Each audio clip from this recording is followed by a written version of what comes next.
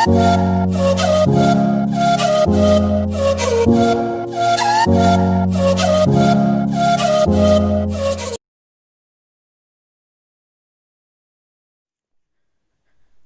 morning, guys. This is Sadiq Bloch, and you're watching your own channel, Unique English Solutions. Guys આજે આપણે ચર્ચા કરવાના છીએ એક સુંદર મજાની પોએમ કે જેનું શીર્ષક છે, જેનું ટાઇટલ છે બી ધ બેસ્ટ, એટલે કે શ્રેષ્ઠ બનો, સૌથી શ્રેષ્ઠ બનો, રાઈટ, કે જે લખાયેલી છે મિસ્ટર ડગલસ મેલોક દ્વારા. ઓકે, હવે આની અંદર પ્રકૃતિના અલગ અલગ બરાબર છે ઉદાહરણો લઈ અને મનુષ્યને, માણસને સમજાવવામાં આવ્યું છે કે ભાઈ તમે સૌથી શ્રેષ્ઠ થાજો. બરાબર, તમે જે કોઈ પણ ફિલ્ડમાં હોય, તમે જે કંઈ પણ બરાબર ક્ષેત્રની અંદર હોય, એની અંદર તમે શ્રેષ્ઠ બનજો. આવો મેસેજ આપતું બરાબર છે આ કાવ્ય છે. બરાબર, અલગ અલગ ઉદાહરણોની અંદર સમાવેશ થાય છે પાઇન વૃક્ષની, બરાબર છે, એનું ઇન્ક્લુડ થાય છે. પછી થાય છે નાનકડા એવા ઝાડની, પછી એમાં ઇન્ક્લુડ થાય છે એક નાનકડો છોડ, ઘાસનું તણખલું, રાઈટ, પછી મોટી માછલી, નાની માછલી, આની પણ ચર્ચા આવે છે અંદર, રાઈટ. કપ્તાન, ખલાસી, બરાબર, વહાણના જે કપ્તાન હોય છે, ખલાસી હોય છે, એનું પણ આમાં ચર્ચા આવે છે. પ્લસ પગદંડીની વાત થાય છે, હાઈવેની વાત થાય છે, સૂરજ અને તારાની વાત થાય છે. તો કહેવાનો મતલબ એ છે કે અલગ અલગ ઉદાહરણો દ્વારા, રાઈટ, આપણને કવિ આ સમજાવવા માગે છે કે તમે જે કોઈ પણ ફિલ્ડની અંદર હોય, રાઈટ, એ ફિલ્ડની અંદર શ્રેષ્ઠ બનજો. રાઈટ, આજના સમયની અંદર આપણે જોઈ શકીએ છીએ, બરાબર, જે તે કાર્યની અંદર એના માટે એક નિષ્ણાંત વર્ગ, બરાબર છે, અસ્તિત્વ ધરાવતો હોય છે. રાઈટ, લાઇકવાઇઝ આપણે જોઈએ, સિંગરની વાત કરીએ તો સિંગરની અંદર અરિજીત સિંહ છે તો એને કોઈ બીટ નથી કરી શકતું, right, because he has been best, right, એ શ્રેષ્ઠ બની ચૂક્યો છે. ઓકે, હા, એ અલગ વસ્તુ છે કે અપકમિંગ યર્સની અંદર, બરાબર છે, એનું સ્થાન કોઈ બીજું લઈ લેશે ખરા, પણ અત્યારે ફિલહાલ કહી શકીએ, બરાબર, ઇન્ડિયન સિંગરની અંદર Arijit singer is the best. Right, કહેવાનો મતલબ એ છે, એવા ઘણા બધા એક્ઝામ્પલ્સ લઈને કોમેડીની વાત કરીએ, બરાબર, તો બેસ્ટ કોમેડિયન કહી શકાય, બરાબર, જોની લીવર, તો એ બેસ્ટ કહી શકાય. એક્ટર્સની અંદર વાત કરી શકીએ, બરાબર, તો એક્ટર્સની અંદર અત્યાર સુધીમાં શ્રેષ્ઠ જો પરફોર્મન્સ આપનાર કોઈ એક્ટર હોય, બરાબર, તો એ છે અમિતાભ બચ્ચન. એની પર્સનાલિટી બીજું કોઈ લઈ ના શકે. રાઈટ, તો કહેવાનો મતલબ એ છે કે તમે જે કોઈ પણ ક્ષેત્રની અંદર હોય, બરાબર, તો એ ક્ષેત્રની અંદર તમે શ્રેષ્ઠ બનજો, એની અંદર તમે ધી બેસ્ટ થાજો. આવો મેસેજ આપતું કાવ્ય છે. ચલો, વર્ડ બાય વર્ડ આપણે અઘરા શબ્દો જે છે એને આપણે સૌથી પહેલાં તો સમજી લઈએ, બરાબર, પછી પોએમ હું તમને એક્સપ્લેન કરું છું. રાઈટ, ફર્સ્ટ વર્ડ છે પાઇન. પાઇન મતલબ થશે શંકુ આકારનું વૃક્ષ. બરાબર, પાઇન એક પ્રકાર છે, એની અંદર ઘણા બધા વૃક્ષોનો સમાવેશ થાય છે. ઇન શોર્ટ, બરાબર છે, તમે જે દેવાદારનું વૃક્ષ, તમે નામ સાંભળ્યું હશે, દેવાદાર, બરાબર, જે બર્ફીલા પ્રદેશોમાં થતું હોય છે, એ પણ it is also a kind of pine tree. બરાબર, સો પાઇન છે એ એક વૃક્ષનો પ્રકાર છે જે શંકુ આકારનો હોય, નીચે એકદમ ઘેરાવવાળો હોય અને ઉપર જતાં જતાં એકદમ તીક્ષ્ણ થતો જાય, બરાબર, શોર્ટ થતો જાય એનો વિસ્તાર, એટલે કે પાઇન ટ્રી. ક્રિસમસ ટ્રી, બરાબર છે, એ પણ એક પ્રકારનું પાઇન ટ્રી જ છે. Second word is scrub. Scrub means તો કે મધ્યમ ઊંચાઈનું, બહુ ઊંચું વૃક્ષ નહીં, બરાબર, પણ મધ્યમ ઊંચાઈનું વૃક્ષ અથવા તો છોડ, એને સ્ક્રબ કહી શકાય. ઓકે, વેલી ઓફ ફ્લાવર્સની અંદર આપણે આ શબ્દથી તો પરિચિત છીએ જ, વેલી મતલબ ખીણ. પછીનો શબ્દ છે રીલ. રીલ મતલબ થશે ઝરણું, બરાબર, સ્ટ્રીમ, એનો સમાનાર્થી કહી શકાય સ્ટ્રીમ, એટલે કે ઝરણું, નાનો પ્રવાહ અથવા તો ઝરણું. પછીનો શબ્દ છે બુશ. બુશ એટલે થશે છોડ, રાઈટ, છોડ. પછીનો શબ્દ છે bit. Yes, here bit. Bit મતલબ નાનું એવું તણખલું. ઓકે, નાનકડો એવો હિસ્સો, બરાબર. અહીંયા પોએમની અંદર તણખલા ના સંદર્ભમાં વાત કરવામાં આવેલી છે. ગ્રાસ મતલબ ઘાસ, એટલે કે ઘાસનું તણખલું. પછીનો શબ્દ છે હેપીયર. હવે હેપીયર મતલબ અહીંયા સુખી નહીં થાય, બરાબર, પરંતુ અહીંયા લેવામાં આવેલો છે કાવ્યના સંદર્ભમાં સુંદર અથવા તો રળિયામણું. રાઈટ, હેપીયર મતલબ અહીંયા થશે સુંદર અથવા તો રળિયામણું. ત્યારબાદ વર્ડ છે મસ્કી. મસ્કી જે છે, બરાબર, એ એક વર્ડ આપેલો છે મસ્કલંજ, કે જે નોર્થ અમેરિકન માછલીનું નામ છે, બરાબર. મસ્કલંજ નામની માછલી ઉપરથી મસ્કી શબ્દ એક શોર્ટ નેમ રાખવામાં આવેલું છે, બરાબર. એનો મતલબ થશે એક મોટી પ્રકારની માછલી, બરાબર, એને મસ્કી કહેવાશે. મોટી માછલી હોય તો એને મસ્કી કહેવામાં આવશે. એના જેમ જ, બરાબર, બેઝ. બેઝ એટલે નાની માછલી, નાના પ્રકારની માછલી હોય, બરાબર, તો એને બેઝ કહેવામાં આવશે. પછીનો વર્ડ છે લાઇવલીએસ્ટ.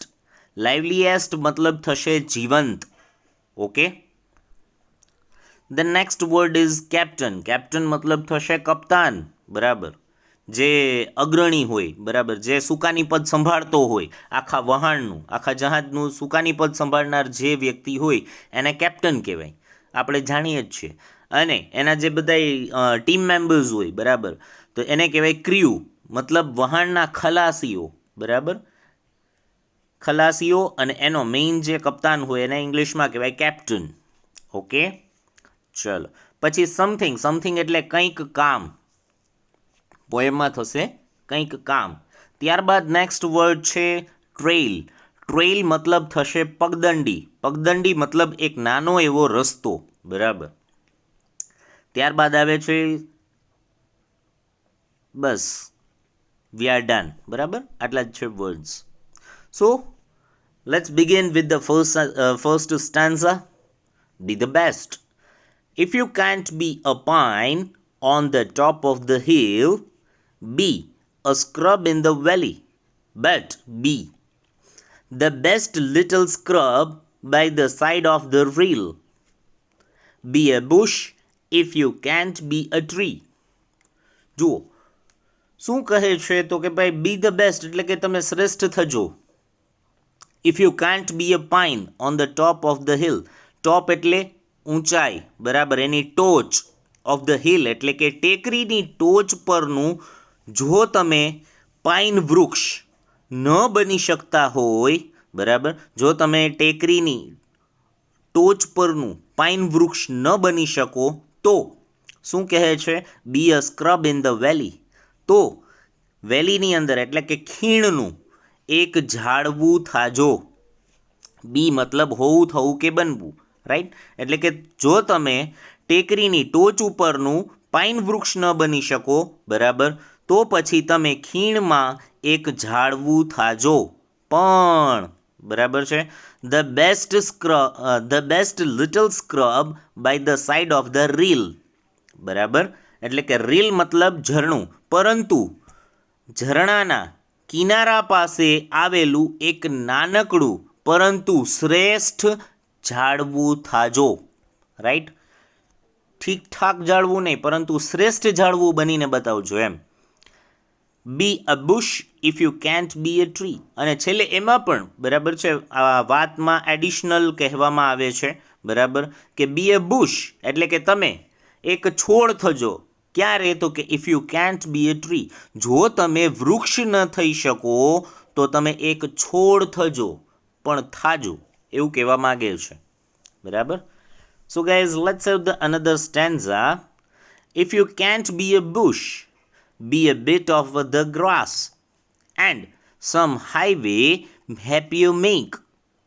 If you can't be a muskie, then just be a bass, but the liveliest bass in the lake. જો બીજા સ્ટેન્ઝામાં કવિ એવું કહેવા માંગે છે, if you can't be a bush, જો તમે છોડ ન થઈ શકો, બુશ મતલબ છોડ, જો તમે છોડ ન થઈ શકો, then be a bit of the grass, તો પછી ઘાસનું એક તણખલું થાજો, બરાબર. બીટ મતલબ તણખલું, ઓફ ધ ગ્રાસ એટલે કે ઘાસ, ઘાસનું એક તણખલું થાજો, બરાબર. શું કીધું, સૌથી પહેલાં તો પાઇન વૃક્ષ થાજો, ટેકરીની ટોચ ઉપરનું પાઇન વૃક્ષ થજો. એ ન થાવ તો ખીણમાંનું એક નાનકડું ઝાડવું થજો, બરાબર. જો નાનકડું ઝરણાના કિનારે જો નાનકડું ઝાડવું પણ જો ન થઈ શકો તો પછી એક નાનકડો છોડ થાજો, બરાબર. આ પહેલા સ્ટાન્ઝામાં આવી વાત થઈ. પછી એમ કે છે જો તમે છોડ ન બની શકો તો એક નાનકડું ઘાસનું તણખલું બનજો. And some highway happier make, અને કોઈ, સમ એટલે કોઈક, બરાબર છે. હાઈવેને હાઈવે જ કહેવાય, એને આપણે અતિશુદ્ધ ગુજરાતીમાં કોઈ રાજમાર્ગ નથી બોલતા, બરાબર, કે રાજમાર્ગ ઉપર અત્યારે અમે જઈ રહ્યા છીએ, બરાબર. જનરલી મોસ્ટ પ્રોબેબલી અત્યારે વર્ડ હાઈવે જ યુઝ થાય છે, તો આપણે હાઈવેનું હાઈવે જ રાખશું, બરાબર. અને કોઈક હાઈવેને, બરાબર છે, વધારે રળિયામણો અથવા તો વધારે સુંદર બનાવજો, બરાબર. ઘાસનું તણખલું બનીને હાઈવેને વધારે સુંદર બનાવજો. ઓકે, હેપીયર એટલે અહીંયા સુંદર થશે, ખુશ નહીં થાય, બરાબર. અને મેક એટલે બનાવવું. ઇફ યુ કેન્ટ બી અ મસ્કી, જો તમે મોટી માછલી ન બની શકો તો દેન જસ્ટ બી અ બેઝ, તો પછી નાની માછલી બનજો, બરાબર. જો તમે મોટી માછલી ન બની શકો તો નાની માછલી બનજો. But the liveliest bass in the lake, પરંતુ લેક એટલે તળાવ, ઇન એટલે કે માં, તળાવની સૌથી, બરાબર છે, ધ લાઇવલીએસ્ટ સૌથી વધુ જીવંત માછલી બનજો, બરાબર. લાઇવલીએસ્ટ મતલબ જીવંત. Okay, third stanza, let's see શું કહેવા માંગે છે. We can't all be captains, we have got to be crew. હવે જુઓ, દરેક વ્યક્તિ, બરાબર છે, ઓલરાઉન્ડર ન થઈ શકે. એવી જ રીતના કવિ એવું કહેવા માગે છે કે વી કેન્ટ ઓલ બી કેપ્ટન્સ, એટલે કે આપણે બધા જ કપ્તાન ન થઈ શકીએ, બરાબર. વહાણના કેપ્ટન આપણે બધા વ્યક્તિઓ ન બની શકીએ, right. We have got to be crew, તો આપણે ખલાસી થવાનું છે, right. We have got to be crew, crew મતલબ ખલાસી. We have got to be એટલે કે આપણે થવાનું છે, બનવાનું છે, બરાબર. શું? તો કે ખલાસી. There is something for all of us here, એટલે કે આપણા બધા માટે કંઈક કામ છે, બરાબર. There is something એટલે કે કંઈક, અને સમથિંગના જ સેન્સમાં લેવામાં આવશે કામ.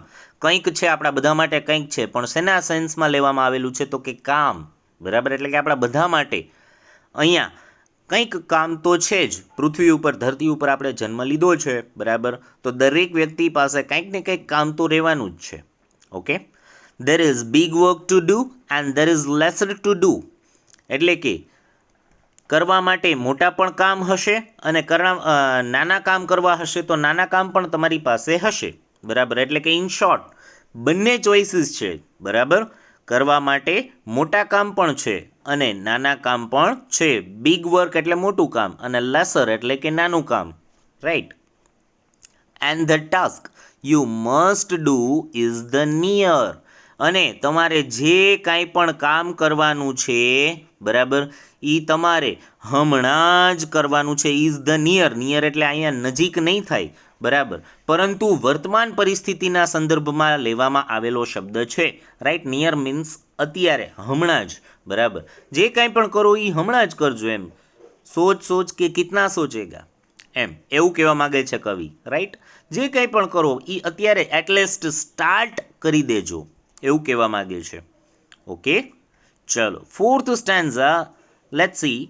If you can't be a highway then just be a trail. If you can't be the sun, be a star. It isn't by size that you win or you fail.